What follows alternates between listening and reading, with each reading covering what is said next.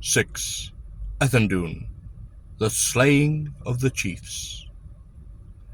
As the sea, flooding the flat sands, flew on the sea-born horde, the two hosts shocked with dust and din, left of the Latin paladin, clanged all Prince Harold's howling kin on Colan and the sword. Crashed in the midst on Marcus, ogre with Guthrum by, and eastward of each counter stir, far to the right and faintlier, the house of Elp the harp player struck eldreds with a cry. The centre swat for weariness, stemming the screaming horde, and wearily went Colan's hands that swung King Alfred's sword. But like a cloud of morning, to eastward easily, tall Eldred broke the sea of spears as a toll ship breaks the sea. His face like a sanguine sunset, his shoulder a Wessex down, his hand like a windy hammer stroke. Men could not count the crests he broke, so fast the crests went down. As the tall white devil of the plague moves out of Asian skies, with his foot on a waste of cities, and his head in a crowd of flies, or purple and peacock skies grow dark with a moving locust tower, or tanny sand winds tall and dry, like hell's red banners beat and fly, when death comes out of Araby, was Eldred in his hour. And while he moved like a massacre, he murmured as in sleep, and his words were all of low hedges, and little fields and sheep. Even as he strode like pestilence, that strides from Rhine to Rome, he thought how tall his beams might be, if ever he went home. Spoke some stiff piece of childish prayer, dull as the distant chimes, that thanked our God for good eating, and corn, and quiet times, till on the helm of a high chief fell, shattering his brand and helm. And the helm broke, and the bone broke, and the sword broke in his hand. Then from the yelling Northmen, driven splintering on him ran, full 7 spears, and the 7th was never made by man. 7 spears, and the 7th was wrought as the fairy blades, and given to Elf the minstrel by the monstrous water maids. But them that dwell there luridly, lost waters of the Rhine, move among roots of nations, being sunk for a sign. Under all graves they murmur and rebel, down to the buried kingdoms creep, and like a lost rain war and reap o'er the red heavens of hell. Thrice downed was Elf the minstrel, and washed his dead on stand, and the 3rd time men found him, his spear was in his hand. 7 spears went about Eldred, like stays about a mast, but there was sorrow by the sea for the driving of the last. 6 spears thrust upon Eldred were splintered while he laughed. 1 spear thrust into Eldred, 3 feet of blade and shaft, and from the great heart grievously came forth the shaft and blade, and he stood with the face of a dead man, stood a little, and swayed, then fell as falls a battle tower, on smashed and struggling spears, cast down from some unconquered town, that rushing earthward carries down loads of live men all renown, archers and engineers. And a great clamor of Christian men went up in agony, crying, "Fallen is the Tower of Wessex, that stood beside the sea." Centre and right the Wessex guard grew quail for bout and fear, and the flank failed at the advance, for the death light on the wizard lance, the star of the evil spear.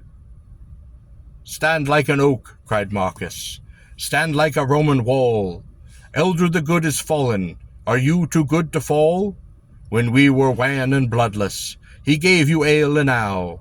The pirates deal with him as dung, God, are you bloodless now? Grip wolf and gorillas, grip the ash, slaves and I make you free.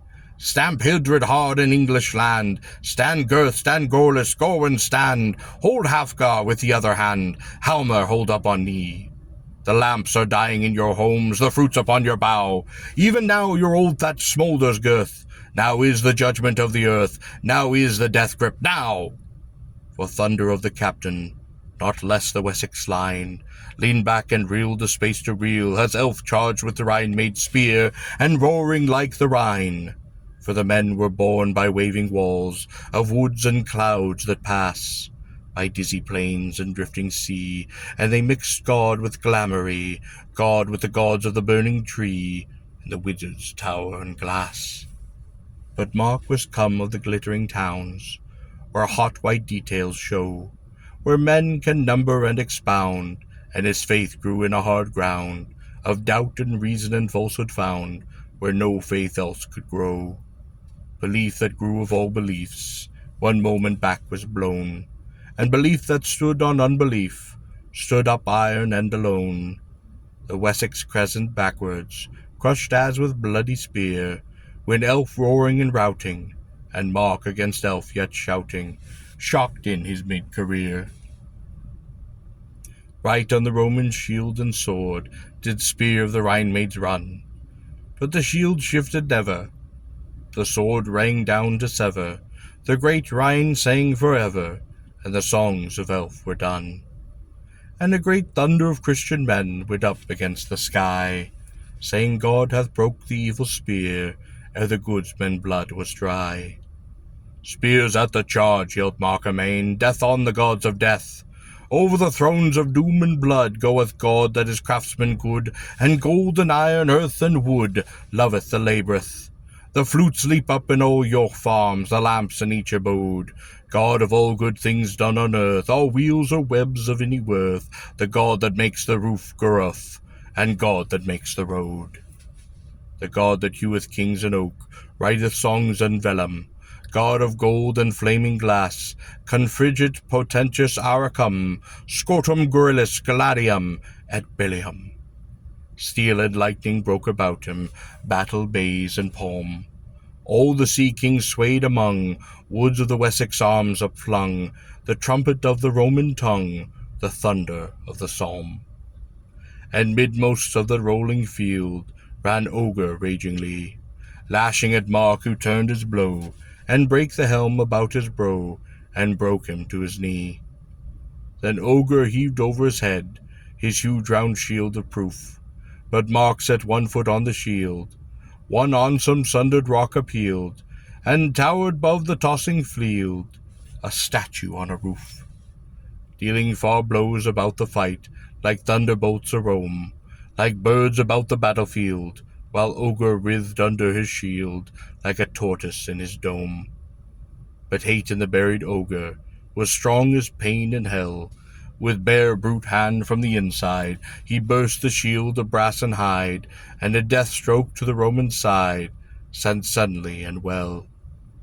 Then the great statue on the shield looked his last look around, with level and imperial eye, and Mark, the man from Italy, felling in the sea of agony, died without a sound. And Ogre, leaping up alive, hurled his huge shield away, flying as when a juggler flings a whizzing plate in play, and held two arms up rigidly, and roared to all the Danes, "Fallen is Rome, yea fallen, the city of the plains. Shall no man born remember, that breaketh wood or wield, how long she stood on the roof of the world, as he stood on my shield? The new wild world forgetteth her, as foam fades on the sea, how long she stood with her foot on man, as he with his foot on me. No more shall the brown men of the south move like the ants in lines, to quiet men with olives, or madden men with vines. No more shall the white towers of south, where Tiber and Ilus run, setting round a secret sea, worship a secret sun. The blind gods roar for Rome fallen, and form and garland gone, for the ice of the north is broken, and the sea of the north comes on. The blind gods roar and rave and dream of old cities under sea, for the heart of the north is broken, and the blood of the north is free. Down from the dome of the world we come, rivers on rivers down. Under us swirl the Saxon hordes, and the high dooms we drown. Down from the dome of the world and down, struck flying as a skiff, on a river and spat is spawned and swirled, until we come to the end of the world, that breaks short like a cliff. And when we come to the end of the world, for me I count it fit to take the leap like a good river, shot shrieking over it. But what so hap at the end of the world where nothing is struck in sounds? It is not by Thor, these monkish men, these humbled Wessex hounds. Not this pale line of Christian hinds, this one white string of men, shall keep us back from the end of the world and the things that happened then. It is not Alfred's dwarfish sword, nor Egbert's pygmy crown, shall stay us now the descending thunder, rending the realms and the realms thereunder, down through the world and down.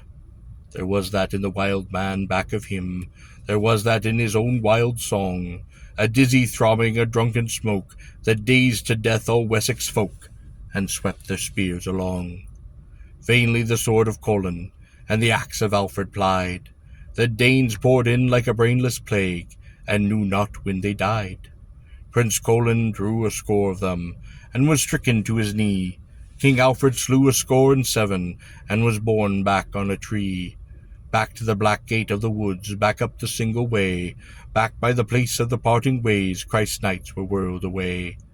And when they came to the parting ways, doom's heaviest hammer fell, for the king was beaten blind at bay, down the right lane with his array, but Colin swept the other way, where he smote great strokes and fell. The thorn woods over Ethandune stand sharp and thick as spears. By night and furs the forest harms, far sundered were the friends in arms. The loud lost blows, the lost alarms, came not to Alfred's ears. The thorn woods over Ethandune stand stiff as spikes in mail, as to the hot king came at morn, dead Roland on a doubtful horn, seemed unto Alfred lightly borne, the last cry of the gale.